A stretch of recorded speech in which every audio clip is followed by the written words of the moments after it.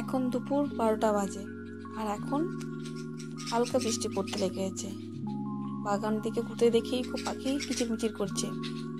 তারপর দেখি ছোট্ট একটা ছানা বৃষ্টিতে ভিজছে। তারপর ভাবলাম যদি এখানেই থাকে তাহলে সে বৃষ্টিতে পুরো ভিজে যাবে। তাই সেটিকে আমি ওখান থেকে খুলে বাসা সমেত একটু ছায়ার দিকে নিয়ে চললাম। আর শুনতেই পাচ্ছ তার মা বাবা কিরকম কেচার মেচার করছে, ভাবছে আমি তাদের বাচ্চা নিয়ে পালিয়ে যাচ্ছি। তো ওখান থেকে নিয়ে এসে একটু ছায়ার দিকে, যেখানে বৃষ্টি পড়ছে না, সেখানে নিয়ে এসে আমি লাগিয়ে দিলাম, যাতে তার মা বাবারা বুঝতে পারে যে বাচ্চাটি কোথায় আছে। আর এই ছোট্ট ছানাটি হচ্ছে বাবুই পাখির ছানা।